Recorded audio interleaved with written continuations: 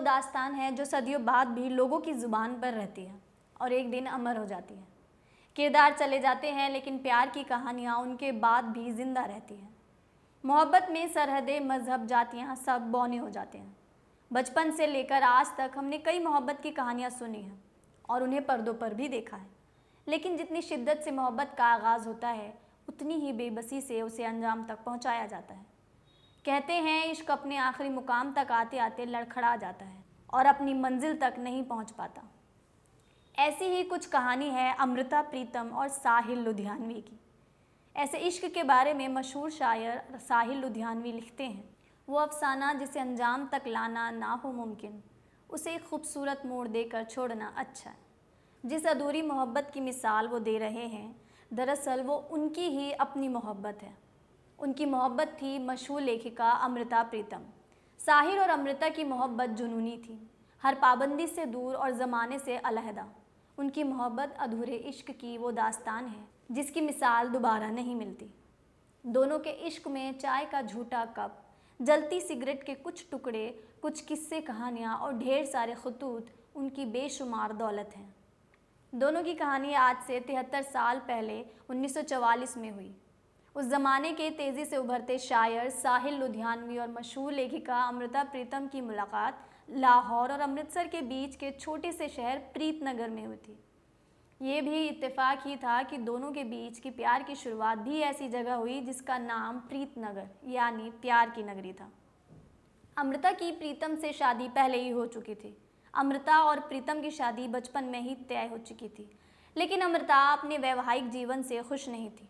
साहिल को मिलने के बाद उनकी ज़िंदगी में खुशी के कुछ पल आए जिनकी वह हमेशा से आशा करती थी। अमृता दिल्ली में तो साहिल लाहौर में रहते थे। एक दूसरे से दूर रहने के बावजूद भी उनके प्यार में और भी गहराई आती रही। उस वक्त दोनों को एक दूसरे से जोड़ते थे ख़त, वह ख़त जो दोनों एक दूसरे को लिखते थे, जिससे उनके दिल और रूह एक दूसरे से जुड़े रहते थे।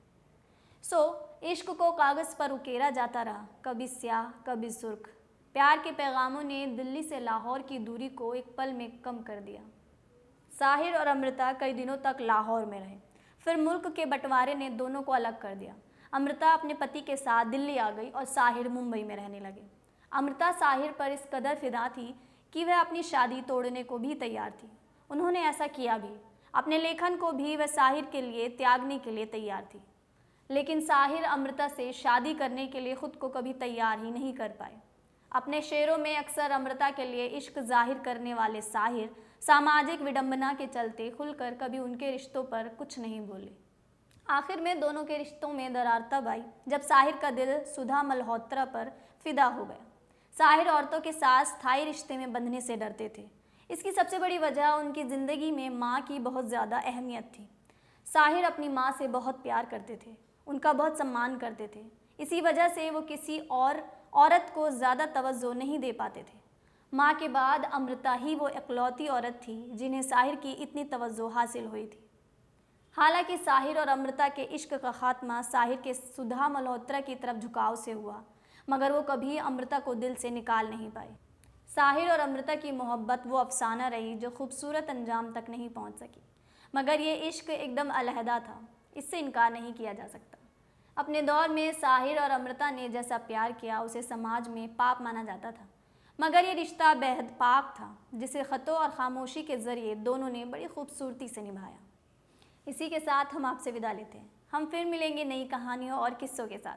देश दुनिया से जुड़ी खबरों को देखने के लिए चैनल को सब्सक्राइब कीजिए और वीडियो को लाइक और शेयर ज़रूर कीजिए। धन्यवाद।